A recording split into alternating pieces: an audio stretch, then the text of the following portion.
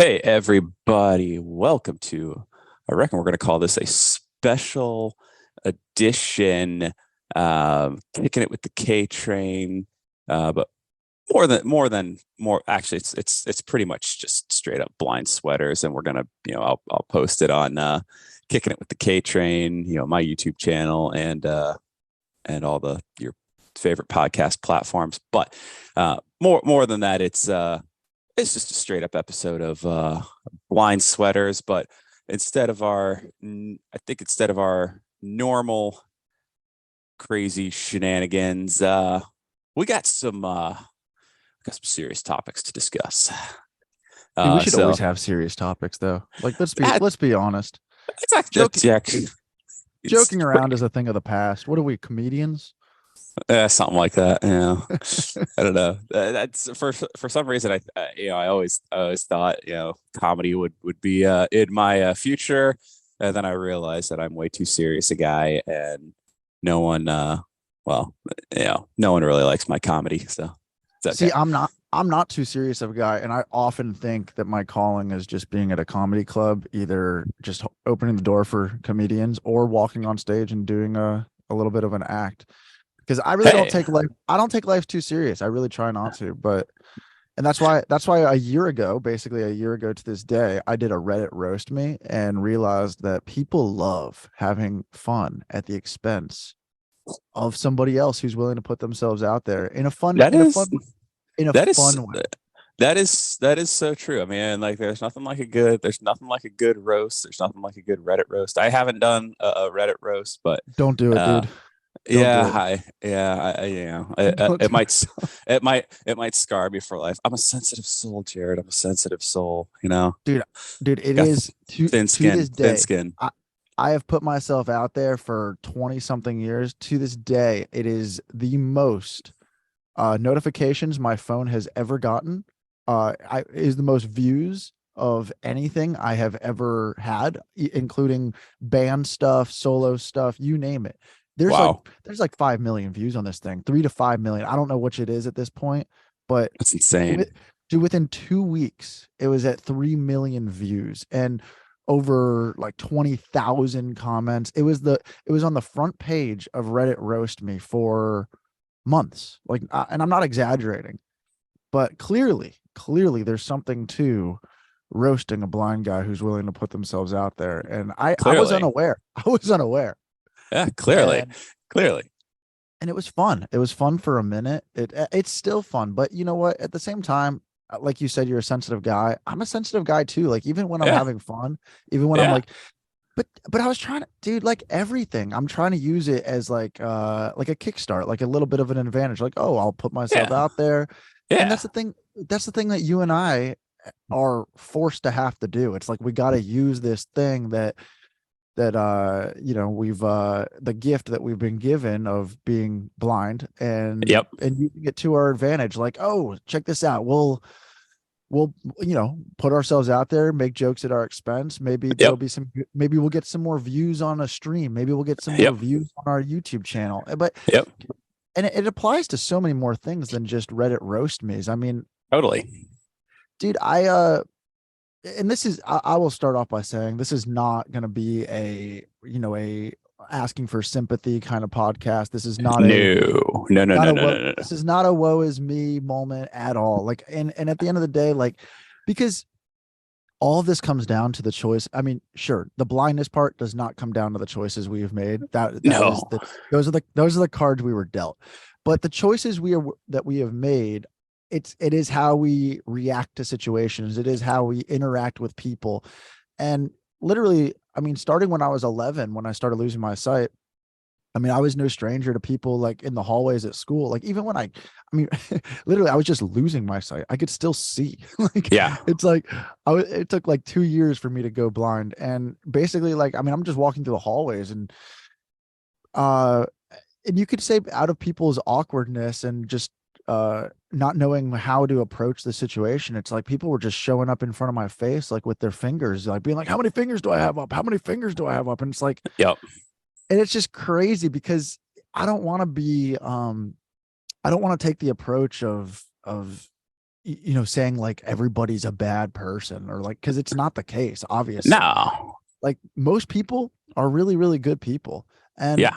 it just comes down to a lack of awareness. Like all of this really just comes down to, dude, there aren't a lot of blind people who I'm dude, I was doing a lot of thinking this week and last week of just um okay, first of all, if it wasn't for my parents starting talking tabs, and if it Hmm. wasn't for me meeting you, and if it wasn't for me losing my sight, which you know, made us travel around the country, going to conferences for the NFB and other conferences for the blind. I'm 32 years old. I started losing my sight when I was 11. How Hmm. many random times have I met blind people? And I was Hmm. starting to do that thought, and it's like zero. Yep. Like you really think about it, and it's like it's crazy to say that. And like I was thinking about my friends who have known me, and if they hadn't known me, how many blind people have they met? Or check this out, how many times have they maybe been in a situation where they have gone up to a blind person to help them because they've known me, and Yep. because they've known I can actually do something here. I know how to help them across the street. I've known Jared. Like, but Yeah. because but besides that, it's so rare that this really does come down to it's just a lack of knowing. It really Yep. is. Like all Yep. of these situations um where we could use so many words, like where we're just made to feel like nothing, where we're discriminated against, where we're just treated like uh treated truly different than any other human would be treated, because there's so many times where a human can be treated poorly, a human can be treated with zero respect. But Hmm. I think there's a level of knowing. It's like, okay, I know how I feel about this before, but when I'm approached, and this is a taboo thing, but this is truly the way it is. There are, and this isn't my 2 cents. This is coming from um what you would say sighted people, because I can't tell the difference of, I can see colors, I can see contrast, but I can't see any detail whatsoever. Right. But the thing is, and this is really an unfortunate thing, but um somebody who is born blind, somebody who um has gone through, I mean, even what you've gone through, I mean, you weren't Hmm. born blind, but No. what you have gone through is different than what I've gone through. Sure. And we've gone through, very different things, but when somebody sees you, they would know that you are blind. Yes. When people see me, they have no idea that I'm blind. And that is truly, I mean, dude, even right now, I'm wearing sunglasses to literally give somebody, hey, maybe this guy is blind. But even that backfires, because people are like, oh, he's playing guitar, he's a rock star, like he's just an asshole with sunglasses on inside. Like, but like if somebody comes up to me when I'm out, like at an event, at a sporting event, at a concert, at whatever it is, blind is never the thing that they think. They Right. think, oh, tall, good looking, guy who works out. They come up to me, it's literally always a shocking thing. And I truly hate saying that, because it isn't, this shouldn't even be something that's like a thing. Like this should not be, oh, like people should be able to come up to a blind person and treat them just like they would treat their brother, their sister, their mom, their dad, like whoever it is. And or they should be able to come up to me and treat me like the same way. And then once they realize that I'm blind, it shouldn't completely change the dynamic of what was already going on in the conversation in the moment.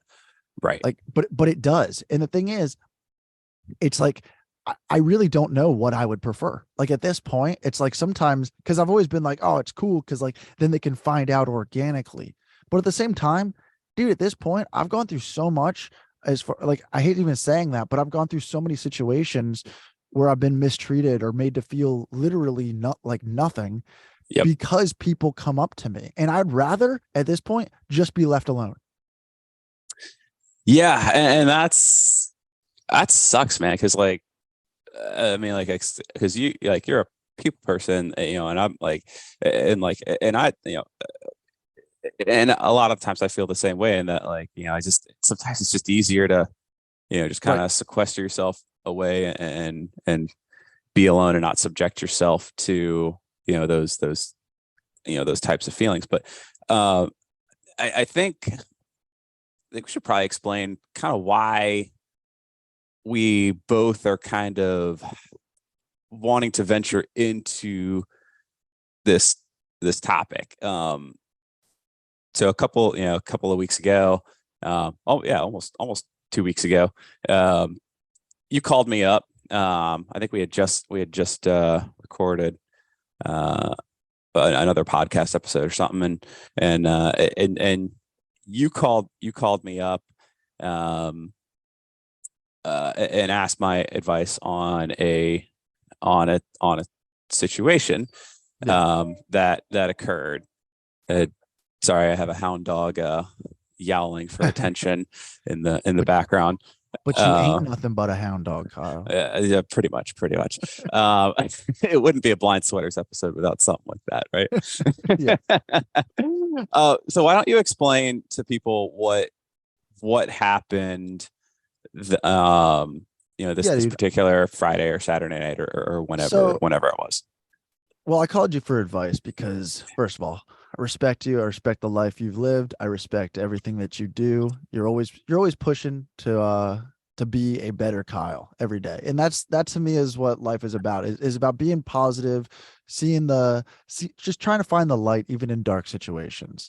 Yeah. And it's interesting because like I was saying, we're in this position where I always feel like we're having to go above and beyond. And it's even weird to say that, but like to even to show everybody that we're okay, to be happy, like to almost be the happiest person in the room so people aren't Yeah. like, "Oh man, that must really suck being blind." Like, and Yeah. it's just like, man, I was in this situation on Saturday, 2 weeks ago, where and it's interesting to finally be like, well, this was my final straw, because Right. there's so many, like it's like I have like 4 or 5 stories a year where I feel like it's like because I really do put myself out there. I mean, Hmm. my wife and I, we like to, and I've always been the kind of person who is going out doing things. And this was one of those times where I went to a sporting event. I don't know how specific I want to be yet because the Sure. situation is going, it's an ongoing situation currently. Sure. For sure. But let's just say I was at a Orlando Solar Bears hockey game. All right, we're going that specific. Okay, cool. I'm not quite sure how specific I want to get, but let's just say I was at an Orlando Solar Bears hockey game, which let's be completely transparent. I grew up playing ice hockey. I started when I was 4 years old. Yep. I started losing my eyesight when I was 11. I still played ice hockey basically until for like a year of losing my sight. I was on a travel Hmm. team. I would, from Orlando, Florida, my team would have to go find, better competition. We'd go to Canada for tournaments. We'd go all the East Coast. We were really good. Like it was my life. I played for two Yeah. hours before school. I played for 4 hours after school every single day. Yep. And my team was actually called the Junior Solar Bears. We even have the regional championship banner still hanging at the RDV Sportsplex that says Junior Solar Bears champions. It's Nice. got my name on it, and Nice. it's so it is and to just to put an emotion to it. It's one of the only things to this day that I still dream about. Maybe Yeah. five times a year that I'm like still in a game, playing, crushing it, scoring goals, and I like visually can see the game going on. And I swear, like I don't have dreams about that. That's how important hockey was to me Yep. as a kid. And like Yep. like and I had to replace hockey after I remember like literally like the day that I finished, like was like, all right, I'm gonna hang my skates up. It's over. Like I scored my last goal as a defender and didn't even see the puck go in the net. And like somebody was like, you scored. And it's just like, oh man, like I guess this was my last, because hockey's a dangerous sport. Like Oh yeah. it can get rough out there. Oh yeah. But I I retired and started playing guitar and put basically all of that same energy from hockey into guitar Yep. and into putting bands together into, just I had so much energy and so much want and desire to be great at something. And because like for me, it was hockey was not just passing time before and after school. It was I wanted to be the best. I wanted to be the best defender I could be. I wanted to take it as far as I could possibly take it. And that Hmm. was, whether that was boarding schools in high school, college hockey, like Division 1 hockey, being on the Solar Bears someday, being an NHL player, like these things were not out of the realm of possibility in my brain. Like Right. anything was possible. It was like sky's the limit. As long as you're a hardworking player, you're going to be able to take this as far as possible. Right. Um, and then I lost my sight, but at the same time, and honestly, I stopped. My best friend Ali still stuck playing hockey, but I had no interest in ever talking hockey for as far as I was concerned, as long as I lived. I was like, okay, well, that was that's depressing. Can't do that ever again. So Right. I did not stick with it or like keep up with, the NHL. Like my favorite team was the Colorado Avalanche. Like I did not keep up with anything for I don't know, like 15 years or so until Yeah. like I was back in Orlando. And every once in a while, like I would, hear things like Ali was still like, massively into like the Tampa Bay Lightning. Yep. And so he'd tell me about, how well they're doing. And I was just like, I don't care. I don't care. Um, and he invited Emily and David and I to go to a Solar Bears game like a year ago, and we went. He had great seats, and I'm sitting right next to him. He's like keeping me up with the game and how it's going, and I'm like, you know what? I'm having fun just being here, being, feeling the ice, like feeling like hearing the slams into the boards, like Yep. just the whole game. It was, and like I said, like it's not like it ever left me. It was the only thing that I never stopped dreaming about. Yeah. Um, and so, then, we had that experience together at that game, and it was fun. And it was the first hockey game Emily had ever been to. So I was like, oh, cool. She really enjoyed it. And the thing is, like, Emily and I have been together for 4 years. And if there's one thing I know is saying no, like to something that somebody wants to do, like saying like, oh, I don't have fun with that, not just being like being a yes man to things, especially with the person you're in a relationship with. It's just so much better than being like, oh, going to a hockey game is depressing. I used to play. Like, it's just fun. Like being like, oh, you enjoy it? Sweet, let's go. Like, oh, you enjoy going to concerts? Sweet, let's go. Like, even though it's like, going to concerts makes me like, oh, my band didn't ever make it. I don't like these guys as much as being up on stage. Like, there's so many Yeah. ways you can look at situations, or you could just be like, you know what? Yeah, it's something that I used to do, and now I don't do it anymore, but I can still have fun being there. Yep. So started doing that. Every once in a while, she'd find these tickets that had great prices with like her teacher discount, and they'd have these really fun, nights. Whether it was, I mean, they went for getting the world record of tie dye, like who like an entire arena packed with people wearing tie dye to get in the Guinness Book of World Records. We went to that game. We went to another game, and we were really supporting like the Orlando Solar Bears, like having like a genuinely like, okay, cool. Like my sister was into it. My mom's friend came with us. Like one, I mean, it's a good time. Like it's really Yeah. a great time. And so Emily's sister drove up from Tampa 2 weeks ago. We're like, yeah, we're gonna go to the Solar Bears game. Like we all have a really good time going. I talked my sister into coming, which wasn't hard because she had a great time too. She grew up as a figure skater, so Hmm. she loves being around those kinds of things. And David, myself, my friend Palmer was gonna come. Like we bought 6 tickets. We showed up. We had to park, pay for parking. Went into the event, went and grabbed a beer. The girls went into the bathroom, and David and I are standing at the bar, just literally waiting for the girls to come out of the bathroom so we could find so we could go to our seats. Um, and while we're waiting for our seats, a guy comes and approaches me, and he's like, and he really like just came out of nowhere, obviously, Yeah.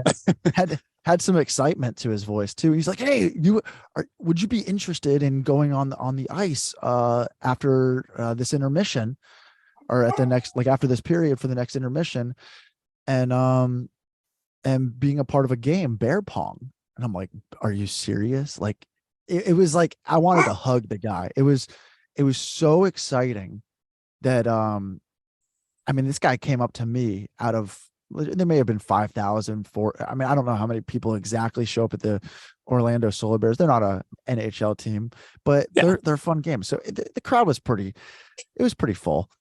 But he came up to me out of everyone, and it Yep. was and he obviously had no idea that I was blind. He came up to me. I'm just a cool dude in a leather jacket, just sipping on a beer, looking awesome, I'm sure. Yeah, And totally. I was like, "Oh my God, like how many people do you need?" He's like, "We need 2 people." I was like, "Can my wife and I do it?" Like, I was like, "We would have so much fun together." And I was like, I like to be able to tell her when she gets out of the bathroom that we're about to go be a part of a game on the ice. Like, I know Emily so well that we're going to be jumping up and down for joy, like just high fiving when she comes out. And so he was like, "Oh my God, yeah, that'd be perfect." I go, I gotta let you know, like, I am blind." And I was like, "What is the game?" He's like, "Oh, it's just like, it's throwing dodgeballs basically into trash cans, like beer pong, but like real large beer." I was like, "That's perfect." Cause Yeah, I it's already, fun. crush in beer pong. So you give Oh me, heck yeah. you give me a Give larger, me a larger target. Heck yeah, yeah, man. yeah, literally. And I was like, literally, I was telling him, I was like, "Dude, this is so cool," because I was like, I used to play as a junior solar bear before I lost my sight. And we used to, like, little like peewee hockey kids used to come out here and play in between the periods. And we'd play like a little 5-minute pickup game, like my team would all the time, like at this arena. And I was like, it's so cool. Like, I mean, just to be able to, like a really heartwarming kind of conversation, like tell the crowd, like, this guy used to play here before he lost his sight, and he's still coming to the games, still supporting the Solar Bears. He was a junior Solar Bear, and he's still coming back. Now he's out here with his wife. Like, to me, that is an opportunity for such a feel good moment, bring everybody Sure. together. And that's where my head was at. And he's Yeah. just like, yeah, like literally, I mean, this guy was right there with me, like hearing my story, hearing the whole thing. I was like, cool. And he tells me where to come meet him. And basically, like right as Emily got out of the bathroom, he's like, "Yeah, just come over there, and we'll set you guys up," kind of thing. Emily comes out of the bathroom. I'm like, "Babe, we have 20 minutes, and then we're going on the ice to play bear pong." And she's like, "What?" I was like, "You and I are going to be the only ones out there playing bear pong. All eyes on us, having the time of our lives, playing you versus me in bear pong." Yep. And she's just like, "No way." Like, and like I said, we are now we are now literally at the bar, jumping, high-fiving, doing like You're bro excited. hugs. Yeah, Yeah, like you're like too excited. excited, like way too excited, and like Too it's yeah, excited. like And like so she you're and stoked. she is, yeah, she's like she's an athlete. She's already in bro mode. She's like, "Oh my God, we're gonna crush it." Like, her energy was through the roof. And so now we go over to where the guy is, and she's like, "Hey," like literally, like now she's taking charge. She's like, "Yo, I'm here for bear pong." Yeah. and and the guy's just like, "Yeah, yeah, yeah.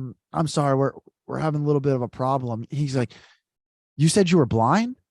And I'm like, yeah, like I was like, and literally when I was telling him that, it wasn't me telling him, like giving him I wasn't giving him an out. Right. I was giving him the Just a heads feeling, up, like, hey man, like just like, hey, just but to let you know, I'm blind.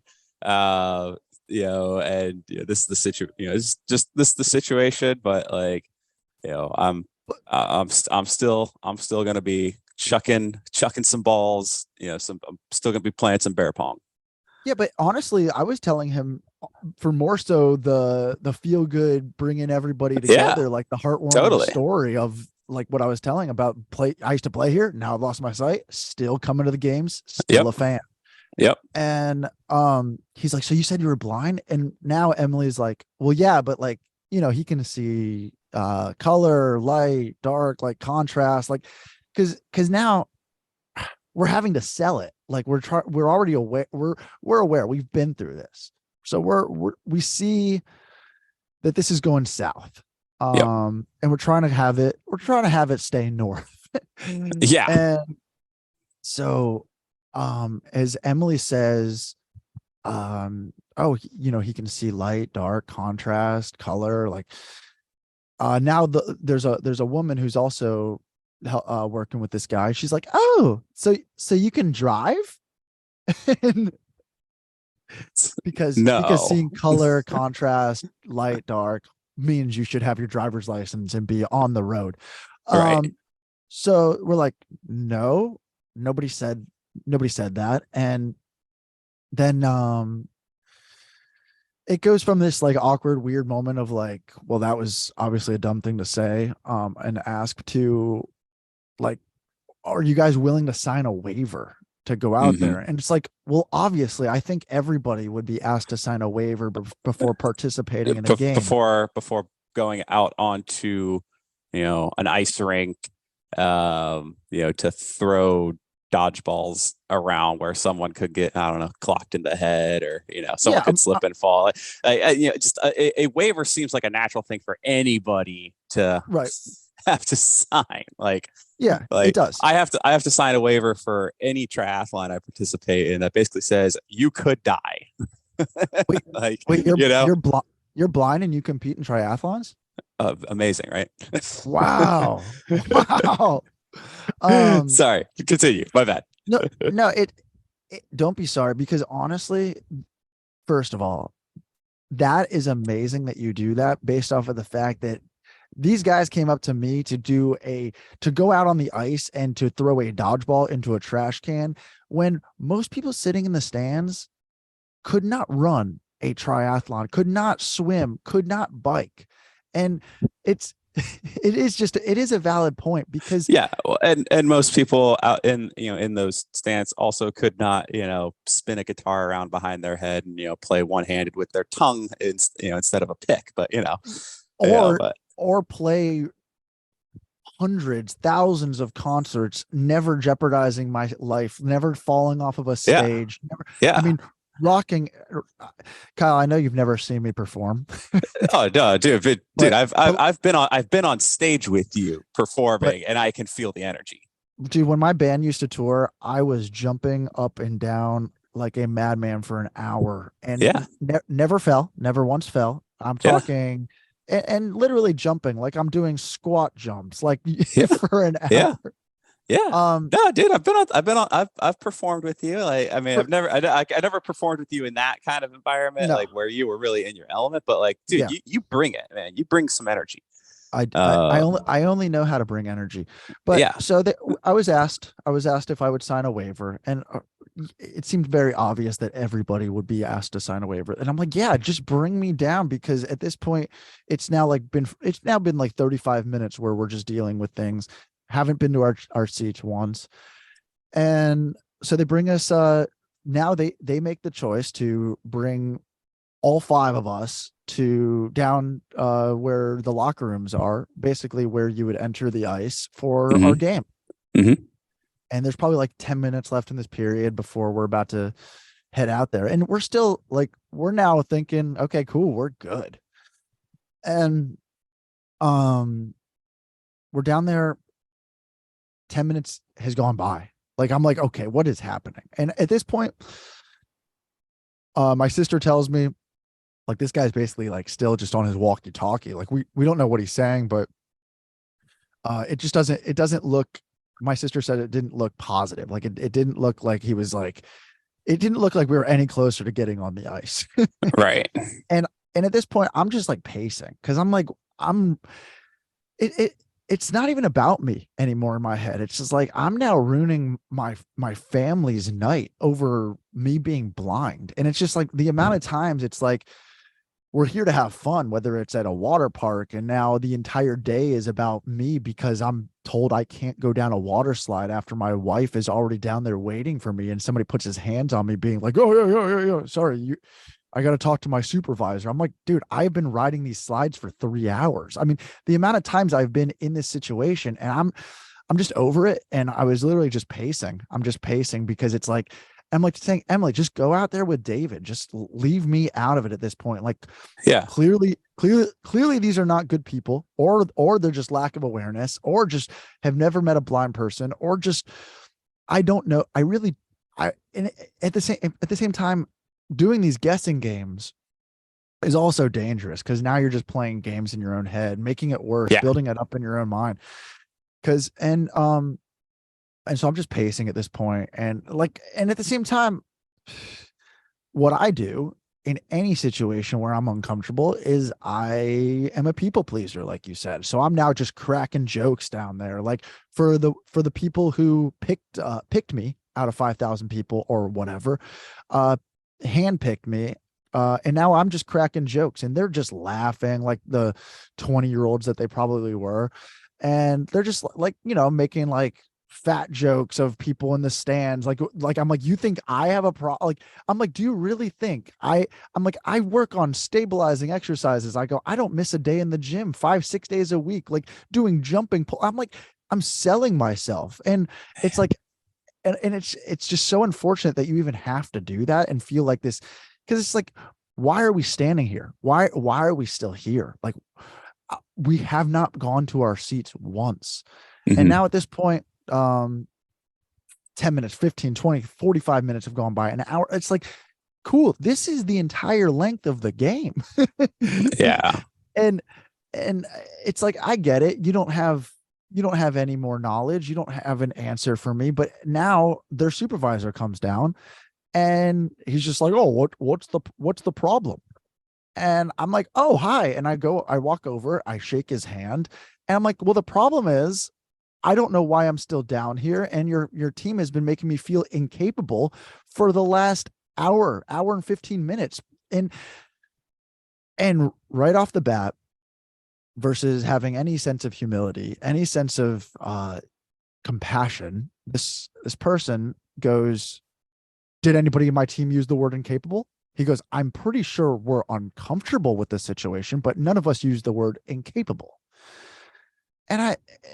So I'm like, okay, I'm feeling his defense right off the bat. And I'm like, dude, I said you've been making me feel incapable for the last hour. I never said, oh, I've heard you've said that I'm and it's like, we're now going off track because now we're focusing on specifics of a he says she says kind of moment, and that's Right. not what's going on here. What's going on is full on disability discrimination, 1,000%. I'm like, and and and man, I avoid these things at all costs. I avoid any feelings of going from 0 to 60 in my mind, anger, any feelings of boiling. And at this point, and when I said I was pacing like around my little group, I was not allowing myself to go to the place that now the supervisor, who it's like, okay, you're the guy in charge. You're the guy who should be, I mean, to I literally said, I'm like, I used to play hockey here. I still skate sometimes. I still literally, like, there are blind hockey leagues. Yes. I'm like, literally, I could throw skates on and skate backwards around this entire rink, guarantee better than this guy right now. Like right now. Um, and if this guy's a hockey player, then honestly, that's a bigger problem.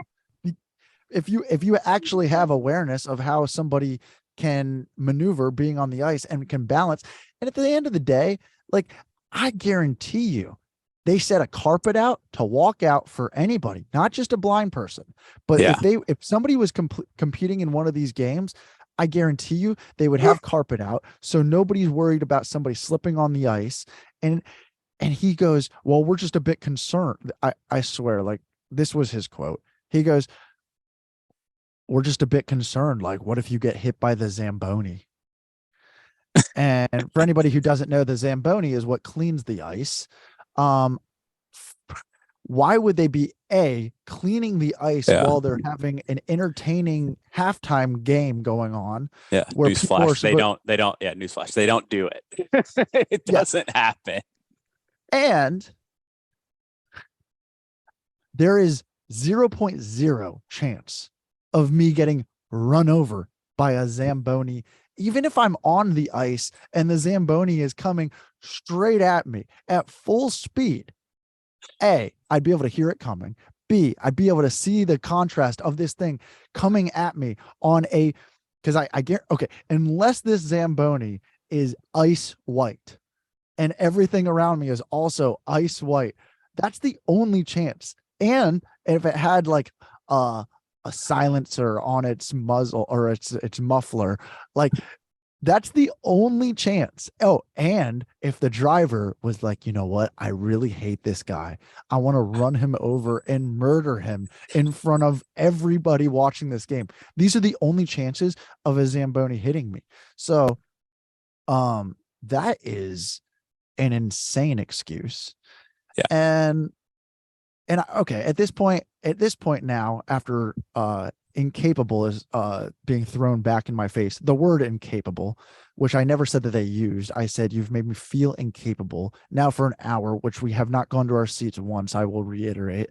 And the Zamboni comment, I'm now at this point realizing I'm not going out on the ice with Emily. It's starting to look pretty clear to me that, you know what, the game is probably not happening. And at this point, I'm feeling I'm emotions that I truly try to avoid at all cost, Yeah. which is simple, man. The simple emotion that I try to avoid is hatred, anger, sadness, like anything like that. And I will go above and beyond. If I'm having a bad day, I'll crush myself in the gym to feel out of my head, to still be able to feel present in that day. If I'm doing like man, life is hard, life sucks, like I'm blind, like if I'm doing those kinds of games, like if there is that negative voice pulling me hard, I will do everything to do the right things that I know work for me, the recipe that pull me back to where I like to feel.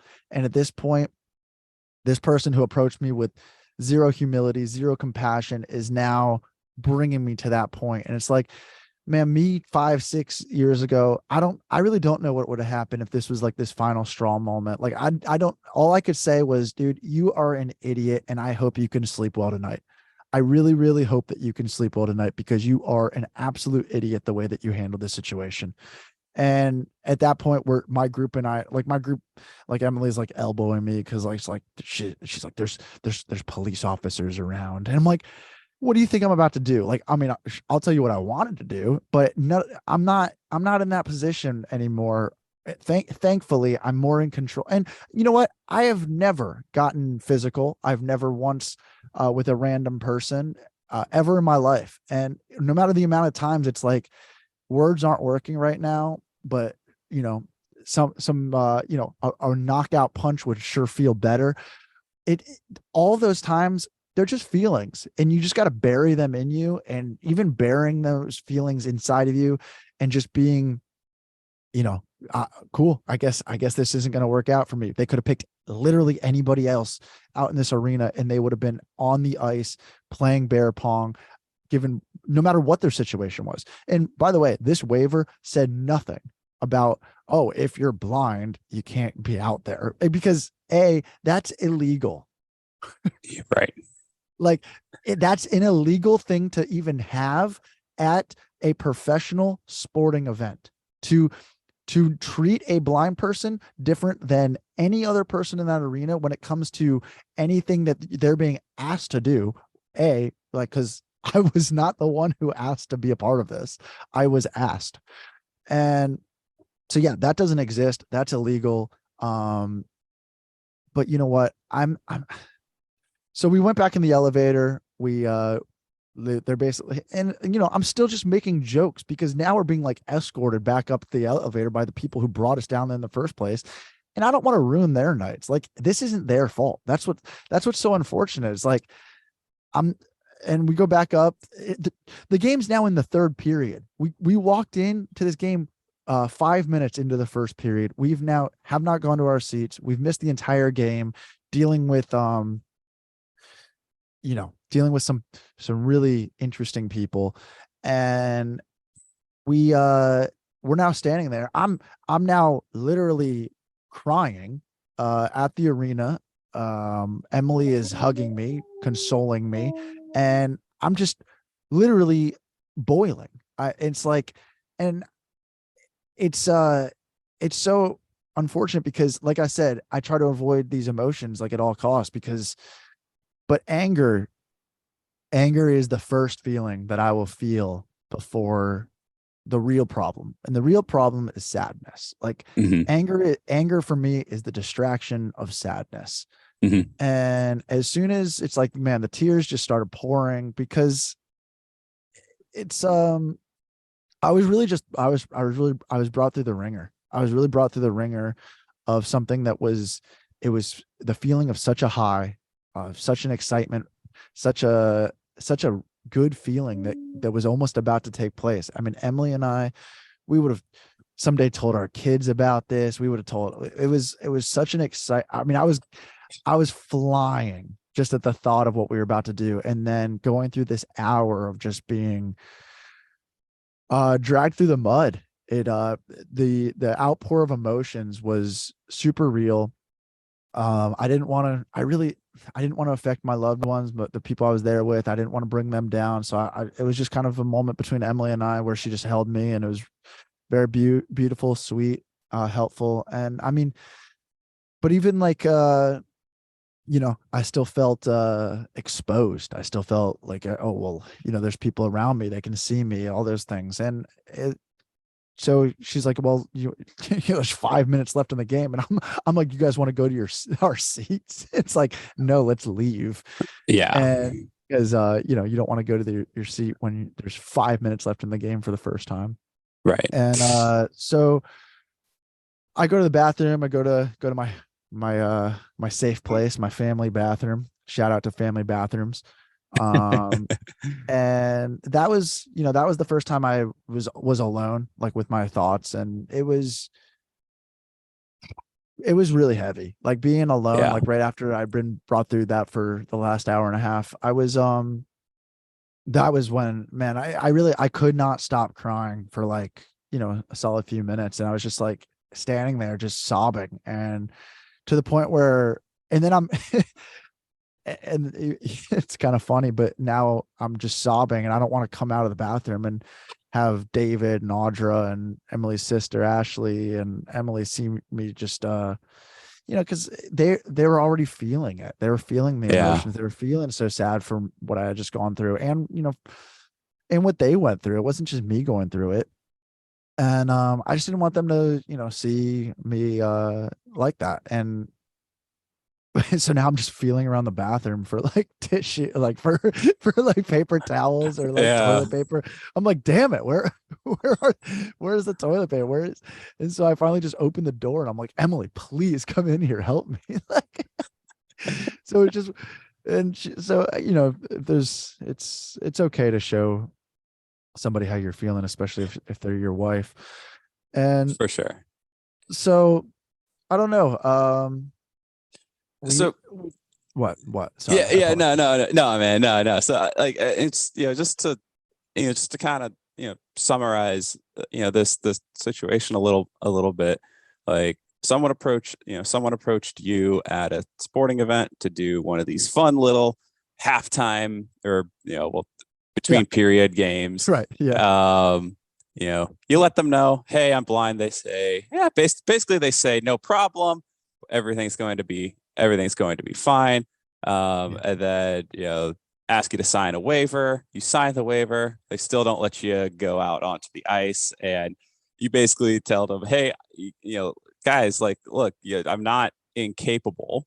And and at the end of the day, you don't get to, and like, and it's basically made like, so we're basically, you're basically made to feel like I was not allowed to participate in this game because I cannot see, because I am blind. And if anyone, and it feels like if anyone else had been, if they had gone out and if they had picked David, David would have been down there, and if they'd picked David and any other person like Rand, you know, Yeah. it, I it mean, would have David's a it, perfect example. but yeah, it feels like it would have gone through like that, like quick. For Um, sure. I- and, And and and so, and I think this is a, and like this happens, like this happens to you, a few times a year. I live in a pretty I live in this pretty isolated little bubble where sometimes if it feels like it doesn't happen to me, but this kind of shit happens to a lot of people, to a lot of people who are blind, to a lot of people who are visually impaired. Yeah, it happens to, it's, I think it happens to wheelchair athletes. I think or people in wheelchairs. I think it happens to people with a prosthetic leg or something like that. But it feels, I feel, we've been seeing, maybe I've been closer to it or feeling more sensitive to it recently, but like I've been seeing stories, we see this happen in airline travel a lot, people being, people traveling with guide dogs, being denied, they're being denied travel. Um, you know, I experienced a lot of this in, when I was, I and a lot of other people have, experienced, these kind of attitudes in, seeking employment. for sure. I like when I, when I, when I was looking for a job post college, um, I would share on my application that I was blind.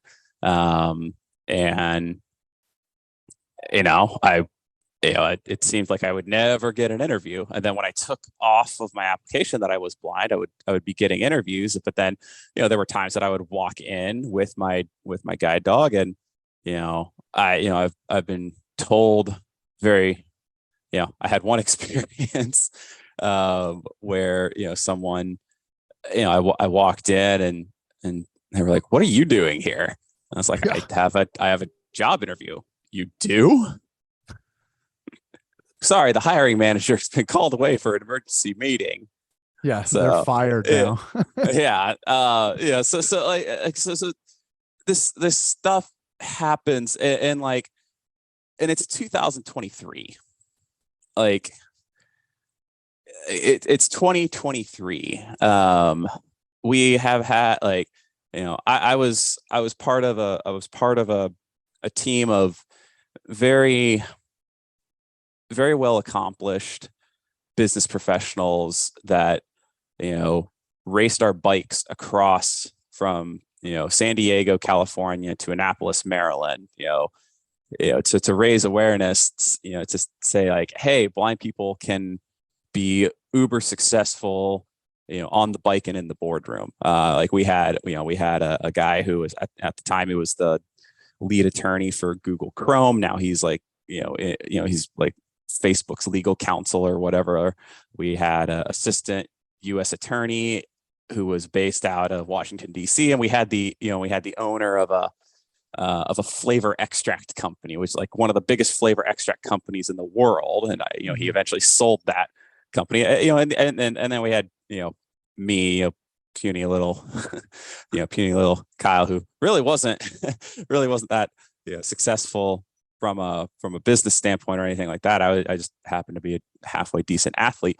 So but and and we had this, and yet, and then we have people like, we have people like my buddy Eric Weinmeier, who climbs Mount Everest. We have guys like Eric Weinmeier and Lonnie Bedwell, who kayak the entire length of the Grand Canyon.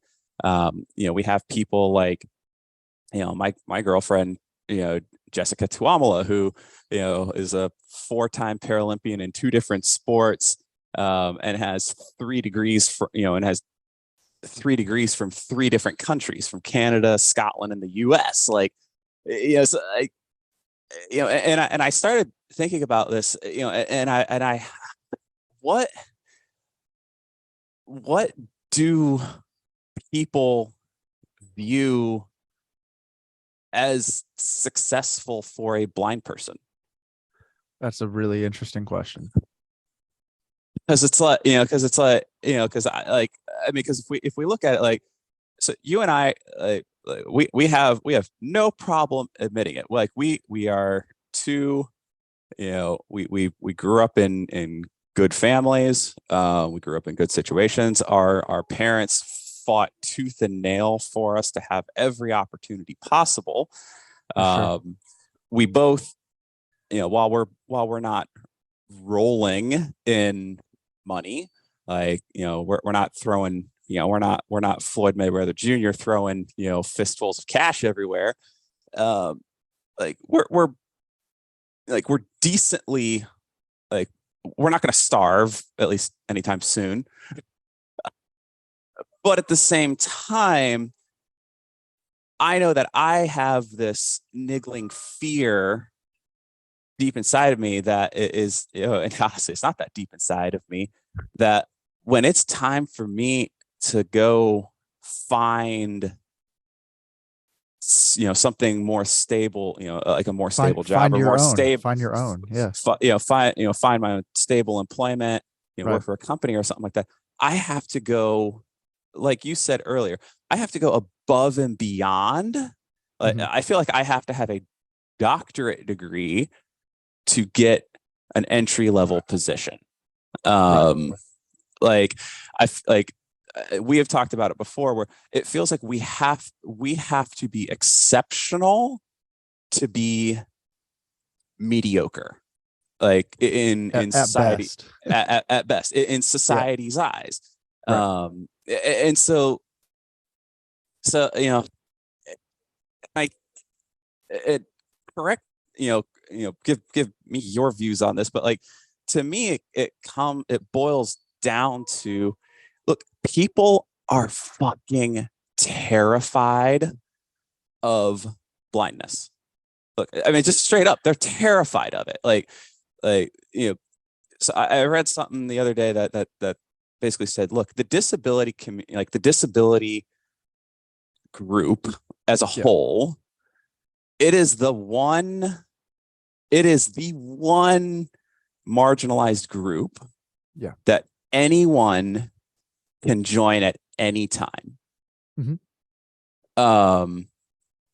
Like, anyone can join it at any time. It shows no, like, whether you're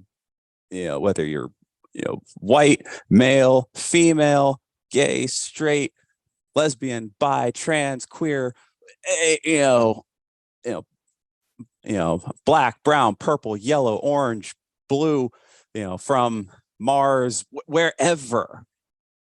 Anyone can join the disability group at any time, and that's terrifying. And then, even like, there are degrees of disability that are just straight up terrifying. There are, like, just me being, with my left arm immobilized for, a couple of weeks, you know, only having one arm, or, like, training and living on a daily basis with people in a wheelchair, or, people with one leg, or something like that. I mean, I see the struggles that they go through, but I don't understand it 100%. Exactly what they're going through, but you know, but it seems like, when when push comes to shove, it feels as though people are just so scared of blindness. They're so scared of losing their sight, and it feels like, because especially here in the U.S., well, actually, sitting in Canada right now, but yeah. But like, especially in the US, where independence is it's such a part of the American identity. Yeah. And look, you and I, like, we're both pretty independent. Like, we're both pretty independent. We both, do all this crazy shit, but we're really not that independent. No. Because we have to rely on so many people for so many different things. Yeah. We have to. There are financial costs. There are emotional costs. There are social costs. There are all these things. And like, I think when people come across us, or they see us, it's like, wow, like, I can't imagine being blind.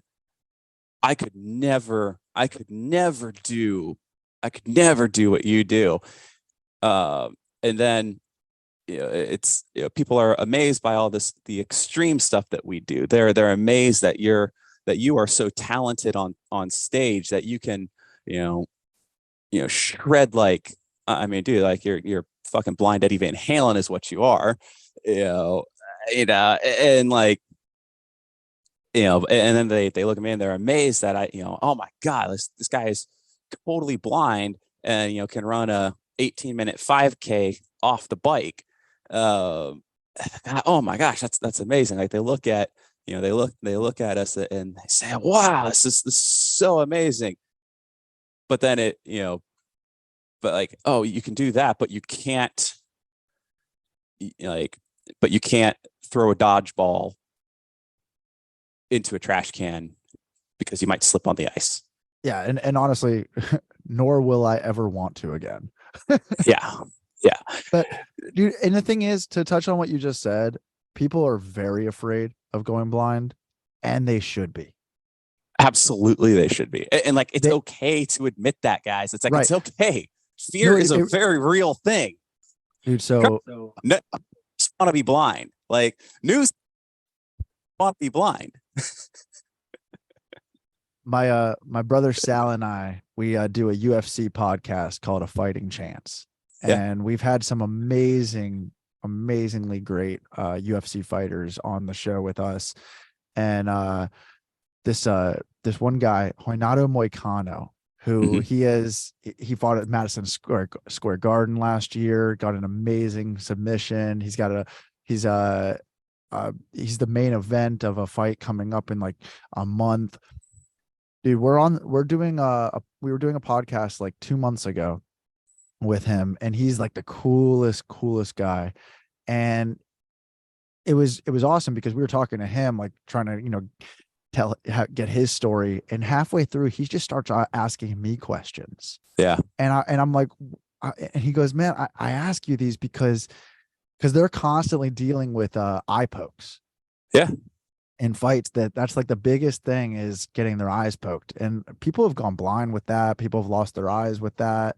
It's very serious. And he goes, I'm so afraid of, he goes, I just don't know how you do it. He goes, he goes, I wanted to come on this show basically to see how it is. Like, and it was funny because, like, it was like the roles were like kind of reversed, and he was just Right. asking me questions for like 20 minutes and talking about what it's like to be blind, because he's like, it is such a fear of his. Yeah. And rightfully so, because it's hard. And like, you named, when you were talking about blind people and success and everything, and you were naming all these people doing amazing things, man, these last 2 weeks have had me thinking about, just all the kids, man, all the kids who are blind and don't know how to navigate this world, because, maybe they're not in the same situation as us, having parents, going tooth and nail to try to give us the best opportunities, because they can't. And because life is it's swamping everybody Yeah. uh with work and finances and inflation's crazy. Everything is just so crazy, and giving their kids attention and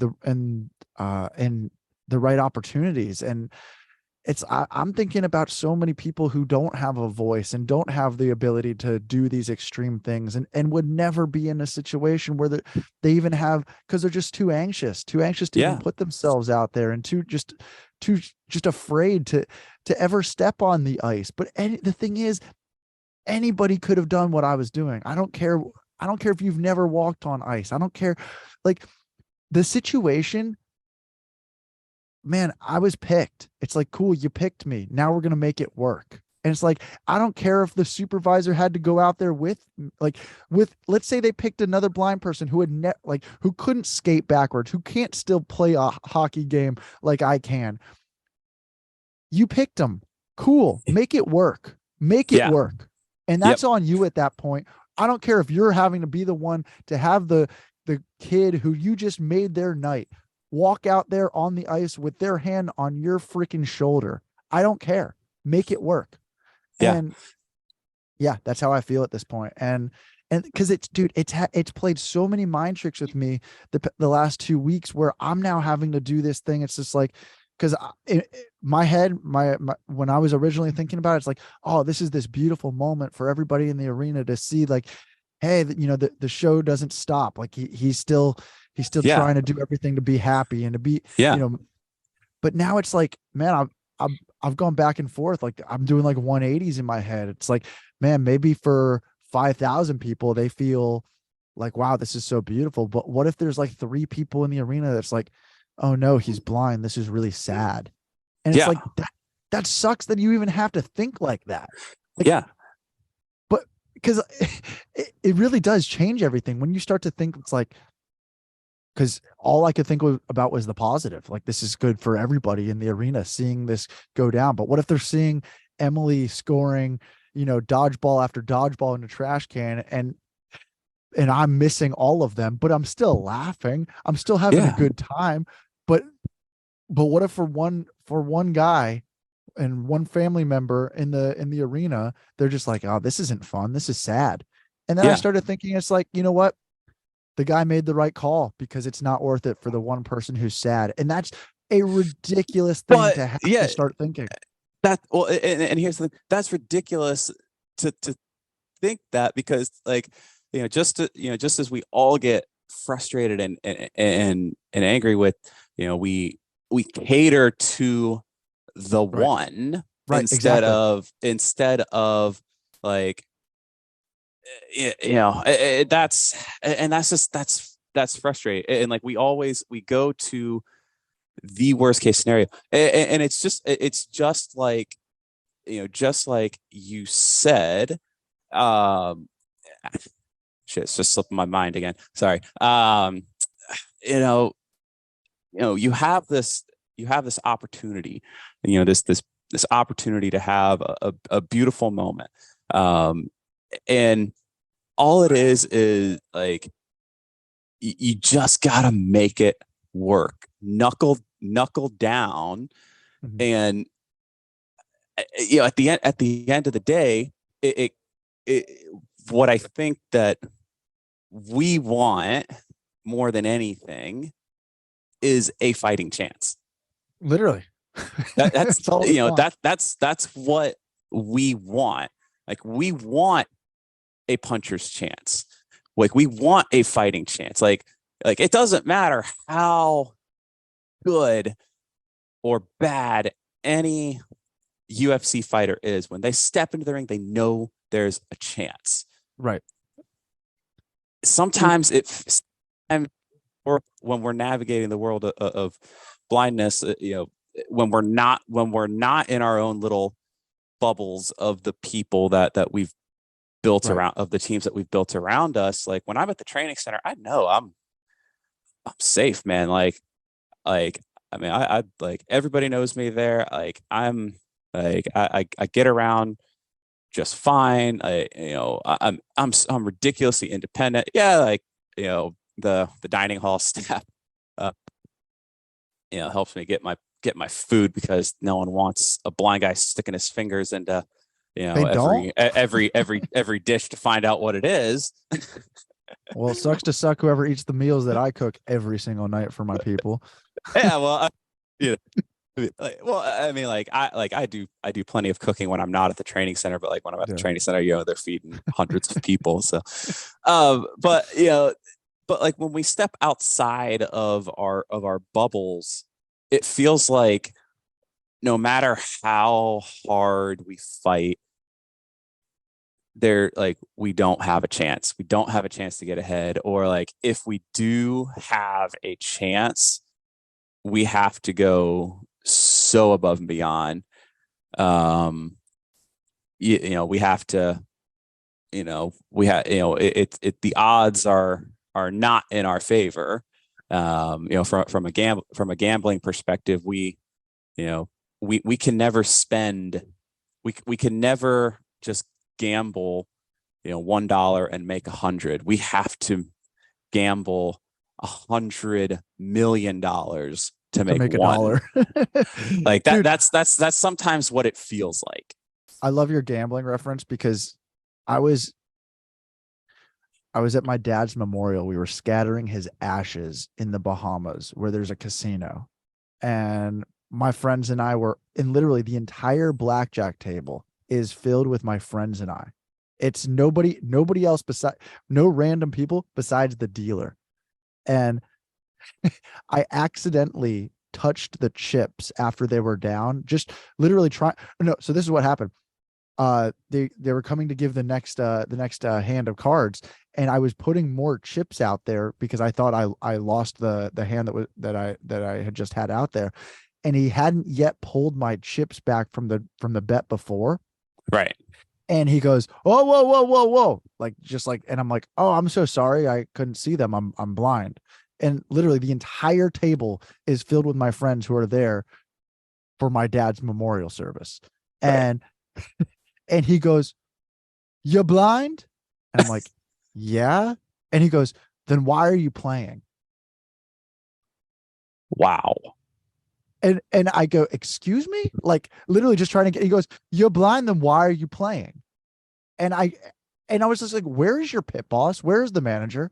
Because it was so like, I was like, "Did he just say?" And and and I said, "You're saying I can't play because I'm blind?" He goes, "Oh no, of course you can play. Everyone can." And now he's backpedaling.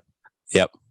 And I'm just like, and dude, he ran, basically ran like away from this whole Yeah. situation. Like, and I talked to his pit boss, like everybody, and it's like, you're gonna tell me, like, I'm literally here for an hour and a half already sitting at your table, and it's like I touched your chips, told you I couldn't play, or like I told you I'm so sorry, like I didn't mean to touch your chips, like I'm blind, like gave you the awareness, like, and it's just like, oh, you're blind, then why are you playing? And it's like that's that's the most idiotic thing to ever say. You, you want to know what's really funny about that? What?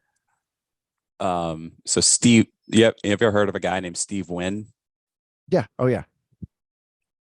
Dude, yeah. Yeah, of the Wynn Hotel. He's like he's literally legally blind. Legally blind, worth billions of dollars.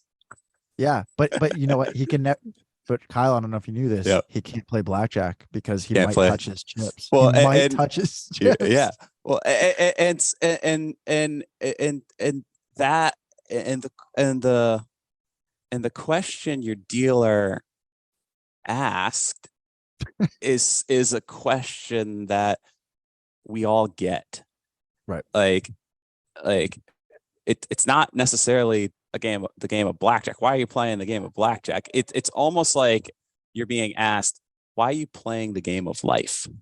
For Like, sure. why are you living? Like, Right.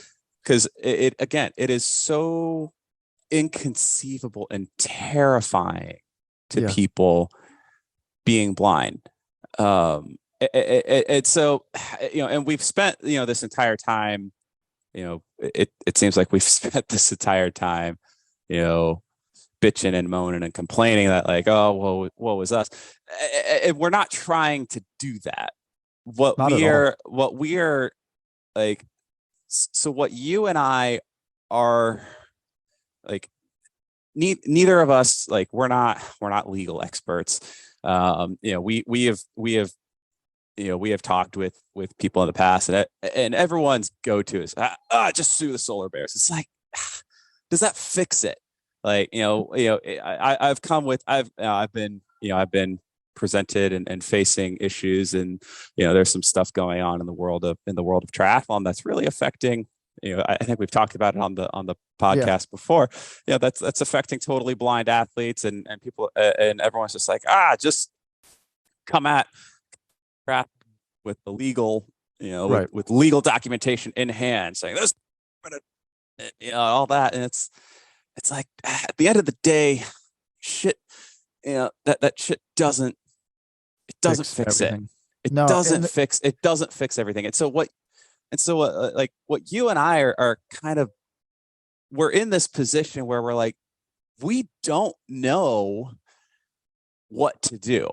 Like, we don't know what to do. And so what we've kind of decided, at least like this, from my perspective, kind of what we are doing is like, look, we have like, for the small audience, for the small audiences that we do have, like, we both admit we don't have these massive we're not Joe audiences Rogan of yet. we're not Joe Rogan yet, but like, maybe our voices and our stories and our musings can reach the ears of some people, and if we can make, just like you said at the beginning of the show, how many blind people have been helped because David, Emily, Ali, Right.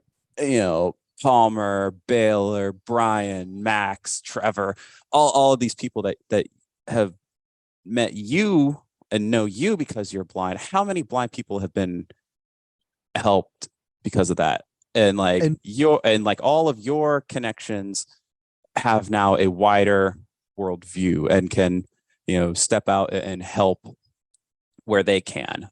Everyone that I have been in touch with and contact with, like, so like, what we can do is use the power of our storytelling abilities, our voices, our stories, and share our experiences, and try to learn in the process as well, because like, we're still learning, we're still like I may have been, I've been blind for, together we have, almost 50 years of blindness between us, look like, at us go. look at us, we got 50 years of experience, which we get to, like, but we're not fucking this shit out. Like, we don't know what we're doing, we're just kind of making it up as we go along. Like, let's be real. Right. um but yeah, so that's my 2 cents. I like your 2 cents. Dude, I mean, literally, while I'm backstage in this waiting to go out on the ice, I'm literally thinking in my head, like, do I need to stand on one leg? Do I need to start doing like split squat jumps? Do I need to start like busting out 100 push-ups? What do I need to do? Like, what circus act do I need to literally put myself through to show them, oh, this blind guy is actually normal? Like, and it's just insane that you have to do that in your head. And Yeah. I know we just talked about like legal suing, like all these things, like, cause that's the American go-to. That's what everybody Yeah. like thinks like first. But man, I'll tell you, here's a quote that I heard this week. I thought it was really powerful. You can't help everyone, but everyone can help someone. Yeah. And I thought that was an awesome quote. And after I got off the phone with you, the Sunday after it happened, which was the day after, man, I was, besides doing my music streams, which I do for a few hours a day, it Mhm. is all I could think about it was like a movie was playing in my head, of that hour and a half that we were at the game, for days, for 3-4 days. And it was just, I mean, I couldn't be present, with Emily at all. They were like, we'd be, getting ready for bed. Like, I was just a wreck of emotion, just angry, just furious, just this whole thing was just playing on repeat in my head for days. Mhm. Um, And if I was talking to anybody, it was basically the only thing that I would bring up was telling them, like, any friend who I felt close enough to confide in and tell them the story, like I was telling basically anybody. And the only time I was out of my head and present was when I was playing guitar. Yeah. But it led to, because I didn't know what to do. Like I didn't want to um like I said, I really wanted to give this person the benefit of the doubt. Like you were saying, like maybe my reach has had other people who I've been close with forever help other blind people and whatnot. And I was just like, you know what, give this guy the benefit of the doubt. Like Yeah. maybe this guy has never met a blind person. Maybe he was truly coming out from a place of like, oh, this seems too risky. Like this guy might get hurt. Maybe he really wasn't as horrible of a person as he seemed in the 10 minutes we were standing in front of him.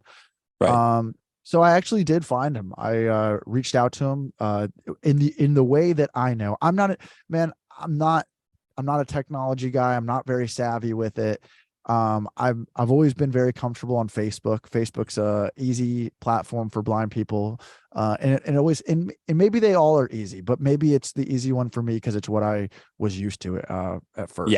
Yeah. And so I found the guy on Facebook and I reached out to him. I wrote him a message and it was really, I was like, it was very much a positive message. I was like, I would love to turn, and this was like 4 or 5 days removed at this point. I was like, I would really like to give you the benefit of the doubt. Maybe you've never met a blind person. And I was like, at the end of the day, like I'd like to turn a horrible outcome into a positive. And I really, I wrote him, I sent it. Uh, he said, of course, it was like his response was basically like, if you could contact my work email. And I'm like, well, and it was like, once again, here's a hard thing. I don't email. I do Facebook. Like, it's like that is my email, buddy. And so found a way to do that, copy basically the same email that I had already sent in the Facebook message to his work email, where he CC'd me with the president of the Solar Bears. Which was a nice step. Sure. And basically it was a few and it was like after I'd been thinking. And okay, so then the next day after I sent this email, because man, my physical, my mental, like all of these things, and I can't say mine, everyone's is so connected. And my mind was thinking about this basically 20 hours of the day. Like I'm sure I was actually even dreaming about it. I had a Mhm. few nightmares about it. And I wake up the next day and I'm about to go to the gym. Um, Catherine, who from yoga, who you got Yep. to see at my wedding, who's Oh, just yeah. Awesome. Awesome human being. one of the greatest people to walk this planet of all time. Oh, yeah. And she was coming back to the gym. She had been out for a few months, and I was so excited. Just we have such a great team at the gym every morning at 8. And I wake up literally with the whole left side of my body just unable to work. Like I'm having shooting pain from my like the left side of my shoulder blade through my neck, through my chest, my arm like isn't like my whole left side of my body is just shut down at this point. And it's like nothing. I mean, I was thinking back to like what did this besides emotions. It's like, okay, cool. Monday, you had an insane I was doing like 20 reps of 4 sets of like 135 bench, leaning with like uh push-ups like on a physio ball right after. So it was all this strenuous stuff, but like at the same time, I was pushing myself harder trying to escape the anger. Yeah. Like I was I was getting every rep of every set. Like literally, even if I was holding the bar in the air for like 40 seconds and like kicking out with my legs, like just trying to shake it out to get, I was truly fighting through something through this Yeah. workout. And it's like, cool. Was it the workout? Was it the emotions? Was it the combination? They're all connected. What does it even Sure. matter? Yeah.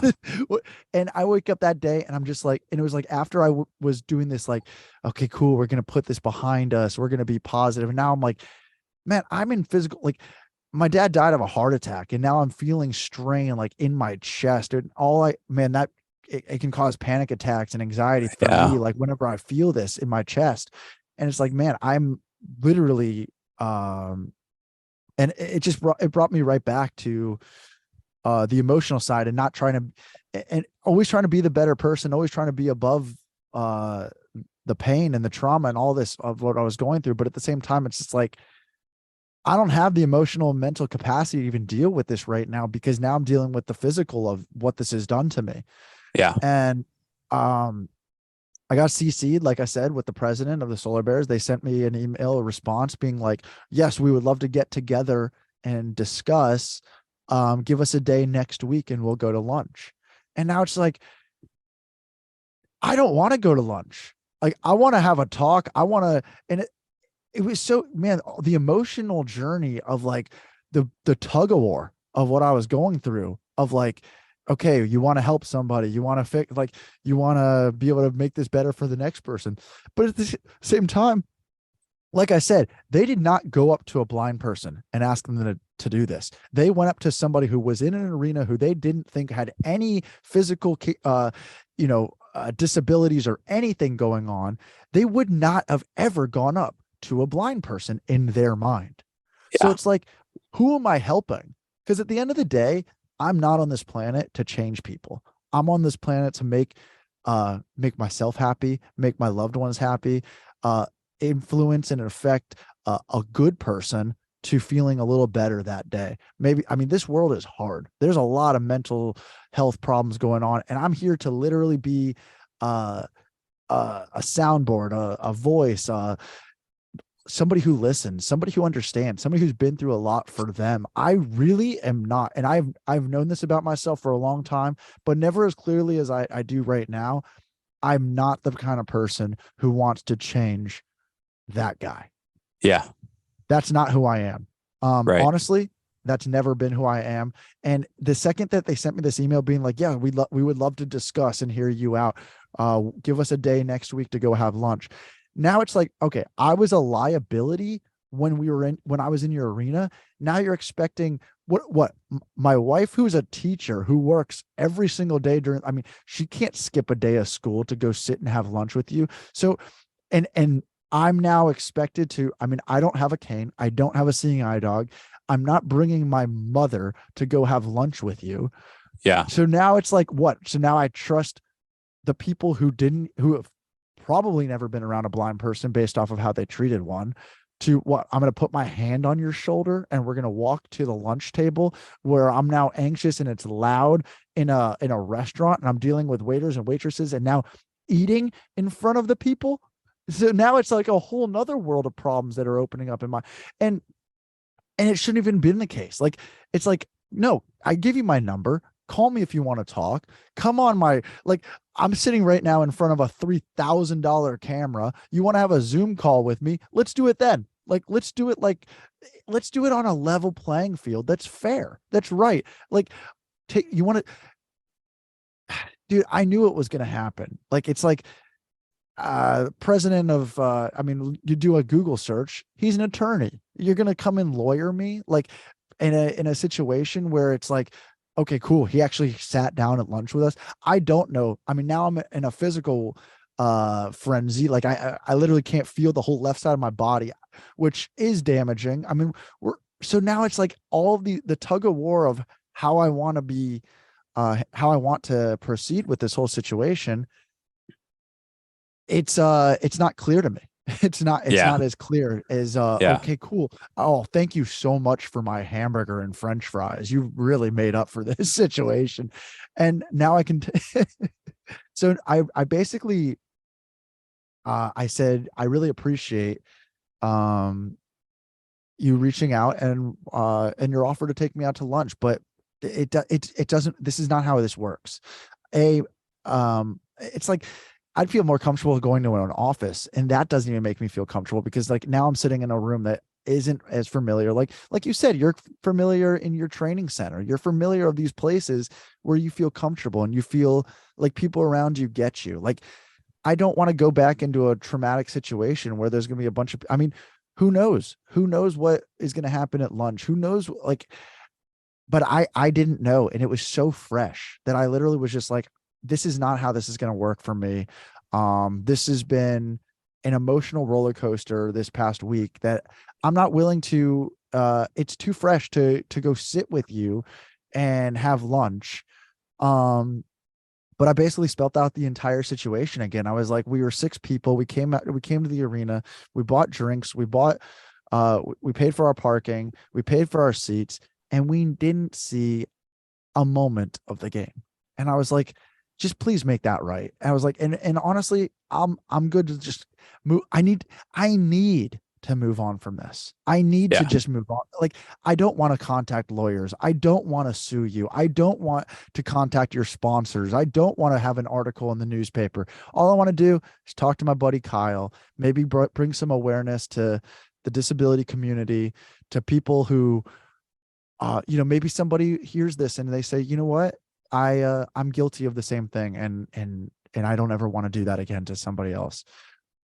Just a little bit of that, and that's where my head was at, because I need to move on from this, because I need to be present around the good people who love me, and the people who I love. I need to be better for.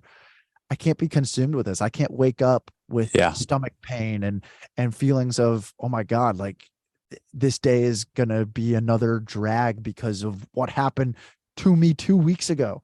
Like Right. I'm willing to. I want to just put this past me, and Yeah. so I emailed that last Friday, and yeah, man, I have not heard a word, and I'll tell you, I don't think I will. I don't think I will Yeah. hear a word. I don't think I will get tickets to another game just to make up for that one. Because it's like, what do you want? I want that night that we didn't even get to experience. Because I would go to another game. I will never be. If somebody ever comes up to me, and this is what sucks, is like I should be a part of the game that was happening on the ice. But if somebody ever asks me again, it's like, no, I don't want to. I don't want to be brought through the ringer or potential situation. Yeah. I don't want to deal with bad seeds. I don't want to deal with somebody who, like I said, I want to be in on this planet to affect positive change for people who are good people. And I may not be able to see, but I can feel energy and emotion unlike anybody I've ever known. And this was not a good human. This was a bad person. And I don't Yeah. care if he had a bad day. I don't care if he had a bad week, but to just be, the thing is, we live in a world where it's like everything is so it's like, okay, we're gonna do this the business way, and it's like you're gonna CC me with the president, and then I'm gonna write out the whole situation specifically to you guys, tell you I'm basically uncomfortable thus far to meet and go have lunch on your terms, basically, because it's like, okay, cool, you obviously don't get what it's like to be blind. I'm not gonna be able to, like, for me to go have lunch is it's bringing my whole tribe together to help me to go have lunch. What it's not fair. It's truly not fair. I know life isn't fair, but I yeah, I haven't heard anything. I know that I don't feel like I will hear anything. And if I do, you know what? Good for them, and I do appreciate it, because Yeah. some kindness would really it would feel good, but I don't expect it. I don't expect really anything anymore. I really don't. I expect to be able to move on. Um, I'm sorry. I'm really sorry for anybody who's ever felt what I'm feeling, and Yeah. what I felt for 20 years, and what I've tried to, uh, just make, everybody's insecurities and, make them more comfortable to be around me. Cause it's like, Yeah. that's what sucks, man. It's like, there's so many times where I'm around somebody who I've never met before, and their go-to is just to make blind jokes. Yeah. And all I do is let them do it. I mean, that's the Yeah. truth, is like, all I've ever done is just let them get away with it, make the jokes right back with them. And it's just like, if there's one thing this has done for me, it's made me stronger. It's made me more aware of what we as a community, as a blind community, as other disabilities go through as well, what other people who just feel different, feel like of a minority, have gone through. As one of my amazing friends, brothers, Abdias, said, he goes, "Oh, cool, you were treated normal." And I appreciate him saying that, because, like, the truth is, it's like, yeah, I mean, there's people all day, every single day, being treated by somebody in an authority position, being treated like the dirt under their shoe that they walk on. Yeah. And it's like, cool, are you doing this for yourself to feel a sense of power? Like, what are you doing this for at this point? Yeah. And so I just feel so sorry for anybody who has felt what I'm feeling. And if I haven't been there for somebody in my life who's felt that way, and if I haven't been as understanding, just know how much I love you and how much I understand that this life is not fair. And this life is, it's better for us in some ways, it's worse for us in other ways. But just having a sense of kindness and compassion and an open ears, an open mind to a moment, to a situation, especially when you're in a sense of an authority position where you really can make a difference, and you can have somebody walking away with a smile on their face versus tears in their eyes. It's that simple. And just next time, if you're ever in this situation, wake up to these words, wake up to trying to just be better than you were yesterday. And I mean, you asked what the feeling of success is for a blind person. And my answer, after talking to you, after the life I've lived, my answer to you is feeling happy. That is Yeah. all you can do.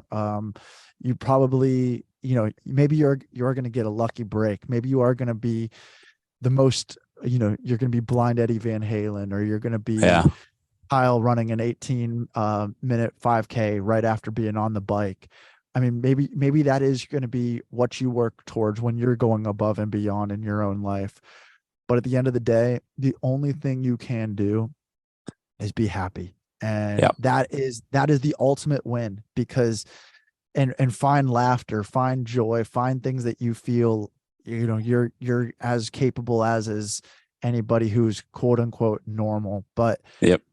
But being okay, having a smile on your face, being a tether of uh of inspiration, and because even that word bothers me at this point, because it's like Oh yeah. I hear you. all you should be able to do is be, you know somebody who can get out of bed, make your bed every single day, and say, you know what, today's going to be a good day, tomorrow's going to be a great day. And it's like, if you're able to do that as a blind person, a sighted person, as anybody in 2023, I think you're crushing it. And I'm very proud of anybody who's doing that. So honestly, I thank you from the bottom of my heart, Kyle, for talking to me, doing this. But I'm not going to do anything. I'm going to just do my subliminal, just trying to make a difference in this world. But I'm not living this life to get anybody fired. I'm not, because putting food on the table, even if you are a horrible human, is still an important thing, because, maybe you got a family. Maybe, did their kids sign up to have a horrible dad? No, they didn't. So I'm good. I'm good. I'm letting this go. I'm trying to have every single day be better than it was the day before. I woke up this morning feeling a pit in my stomach, just honestly at the thought of talking about it. Cause it's like, Yeah. it just felt so, it's like going to a therapy session. Especially like after something bad happens, it's like, Yeah. you just, you want to be able to navigate your words in a way Yeah. that, I mean, it's weird because you want to Oh, navigate them for yourself, but at the same time, you want to navigate them you don't want to make everybody else around you feel sorry for you. And that's the truth, is yeah. like, I'm not asking for sympathy. I don't want anybody to feel sorry for me at all. I just want everybody to think a little bit. Yep. Yeah. No, I think it's funny you say that, because it's to to me that kind of it's weird. We do these blind sweater episodes, and they do kind of wind up turning into just public therapy sessions. And it's, man, dude, it's I'm not gonna lie, it's scary for me, putting my opinions and my thoughts and feelings and all that out there for public consumption. Because but then again, we are public figures, and this is how we we do this is how we make a living essentially, through our words, and our art and our craft. Um, but but yeah, nah, I think you're right in saying that. Look, at the end of the day, our success is is what we define it as, and it's hard. Um, Life's hard. Yeah. And life isn't fair. We had the blackjack reference earlier. It's like, sometimes you get, dealt a 2 and a 3, and you don't get the ace and the 10. And so, I you and love I, it. we got dealt a 2 and a, we got dealt a 2 and a 3. Yeah. But we're But playing, I double but we're down playing, every time. yeah, but we're playing the hand, we're playing the hand we're dealt. And and just one more thought on the inspiration thing that you mentioned and you touched on. To me, because I talk about, because one of the way I actually make money, like my actual business, is through speaking. And I hesitate to say motivational or inspirational speaking, but at the end of the day, that's kind of the space I'm in, is inspirational and motivational speaking. And usually when I talk, and in a lot of my talks, I define what those things are: inspiration and motivation. And this could be an entire Blind Sweaters episode in and of itself. But at the end of the day, when I choose to define inspiration, and I'm choosing to redefine inspiration, of what the actual textbook definition of it is, which is a process of being mentally stimulated. And basically, the way a process of being mentally stimulated to do or feel something. And so I interpret that as something that makes you think, something that makes you, and hopefully something that makes you think a little differently. Yeah. And so I hope, and I hate using that word, because for so long, to me, hope is not a strategy. But through this discussion, through our previous Blind Sweaters episodes, through Kicking It with the KTrain, through A Fighting Chance, through all of our podcasts that we have, all of the podcast interviews that we do on other people's shows, and all this stuff. I hope that we do inspire, using the Kyle Kuhn definition. I hope that people come away thinking a little differently, and maybe it only affects one person. Maybe it affects 5, 10, 20, or 20 million. I hope that our discussions, past, present, and future, that we choose to put out there for public consumption, I hope I hope they can affect some type of thought process change. And we may be long dead before we see that change, but we can only do what we know how to do. And I'm wired a little different than you. I probably would have gone to lunch with the with the people. I would have at least I would have been at least like, well, at least I'm getting a free meal. But yeah, or I would have, or like, so I would have done something where I would have turned it on its head, and I'm like, actually, why don't you come to my home office? And I would have, sat there with my, and cuddled my guitar in my lap as I talked to them, or something like that.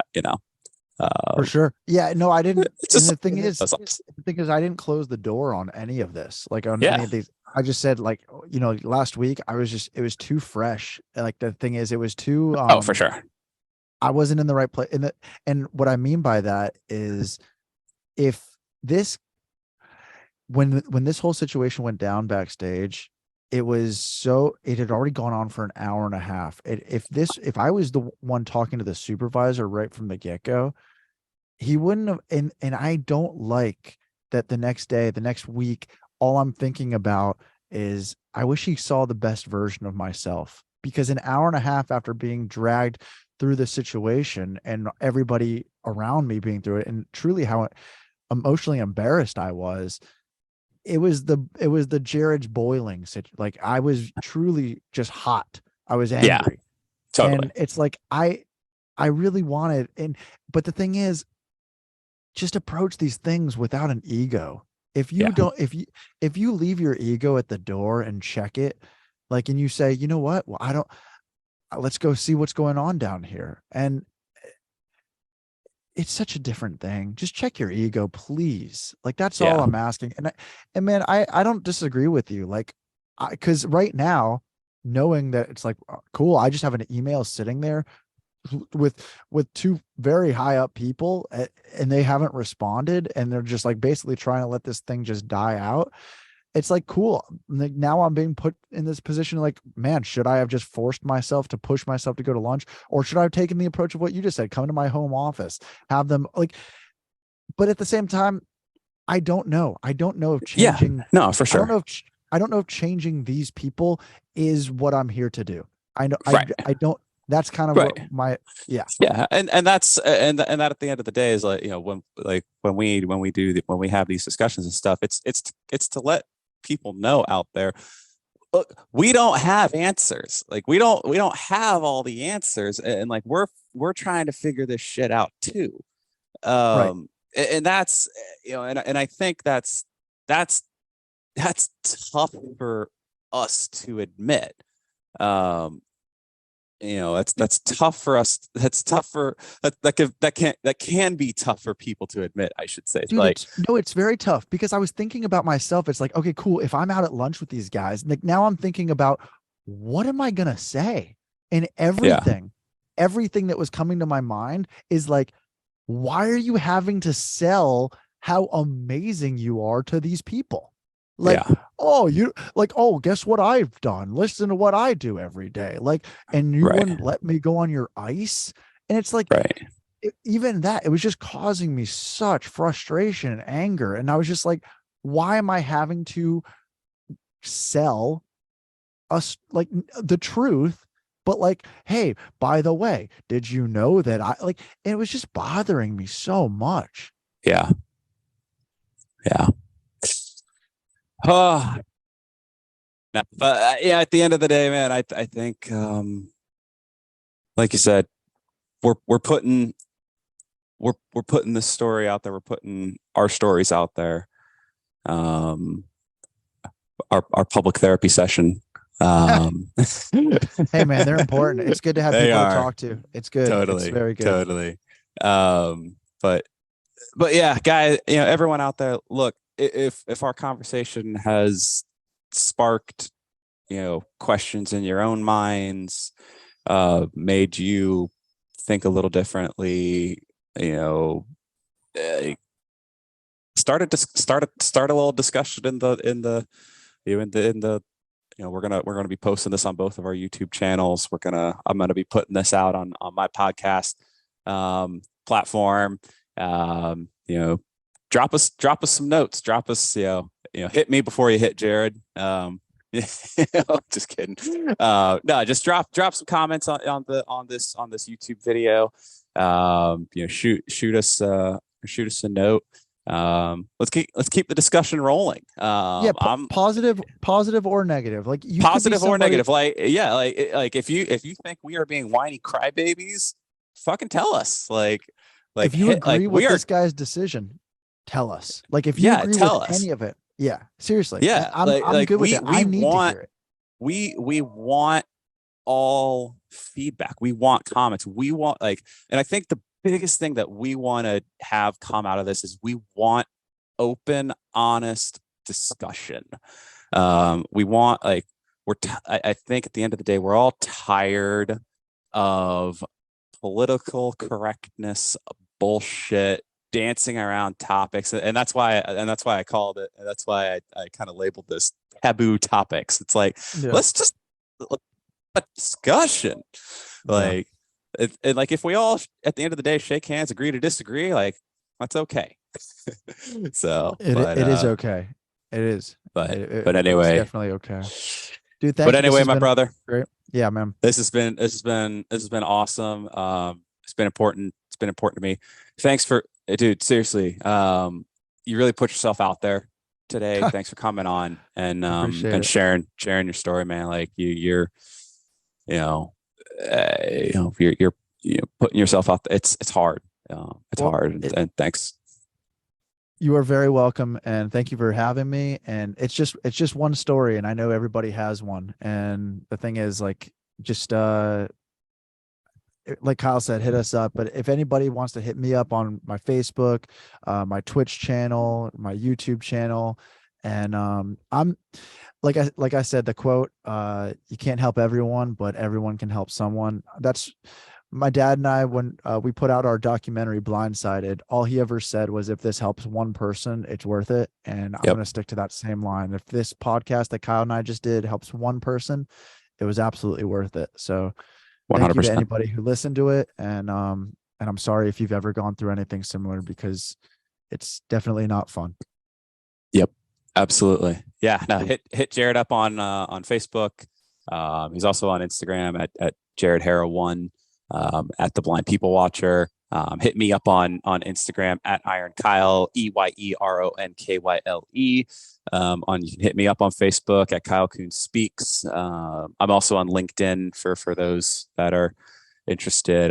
You can find me, Kyle Kuhn, PLY. The man's everywhere, just not on the ice.